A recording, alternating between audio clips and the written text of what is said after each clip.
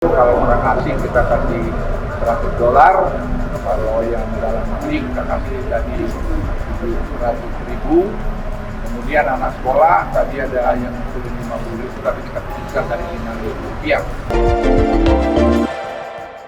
Tarif untuk naik ke area stupa Candi Borobudur yang mencapai Rp750.000 masih menjadi pembicaraan. Bahkan sebelumnya menuai kontroversi karena dianggap kemahalan dan disebut tiket masuk yang sebelumnya cuma Rp50.000. Menteri Koordinator Bidang Kemaritiman dan Investasi atau Menko Marves Luhut Binsar Panjaitan akhirnya angkat bicara mengenai polemik ini. Menurut Luhut, rencana pembatasan kuota pengunjung dan kenaikan tarif untuk naik ke area stupa Candi Borobudur merupakan upaya pemerintah untuk menjaga warisan budaya dunia tersebut. Menurutnya, pemerintah memberi perhatian khusus bagi kelestarian budaya Nusantara tersebut.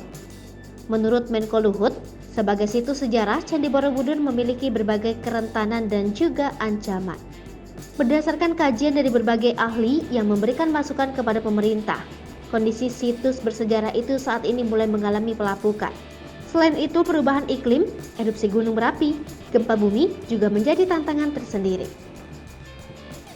Meskipun demikian, Luhut mengatakan bahwa ia juga aware dengan kekhawatiran dan masukan yang muncul dari masyarakat mengenai tarif untuk turis lokal sebesar Rp750.000 yang dianggap terlalu tinggi.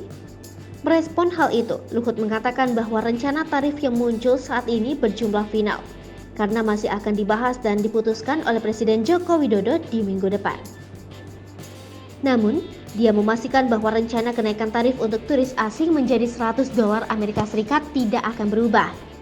Begitu pula tarif untuk pelajar tetap sesuai rencana yang sebelumnya disampaikan, yakni Rp5.000. Sementara untuk sekedar masuk ke kawasan candi, tarifnya juga tetap di angka Rp50.000 seperti saat ini. Luhut juga mengatakan berdasarkan masukan yang diterima, pihaknya tengah mempertimbangkan untuk menyediakan tarif khusus bagi Luhut juga mengatakan berdasarkan masukan yang diterima, pihaknya tengah mempertimbangkan untuk menyediakan tarif khusus bagi warga Provinsi Jawa Tengah dan Daerah Istimewa Yogyakarta. Menko Luhut mengatakan bahwa nantinya semua calon turis yang ingin mengunjungi Candi Borobudur diwajibkan untuk melakukan reservasi secara online.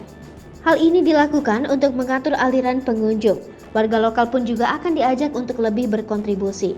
Semua turis nantinya harus menggunakan tour guide dari warga lokal sekitar kawasan Candi Borobudur.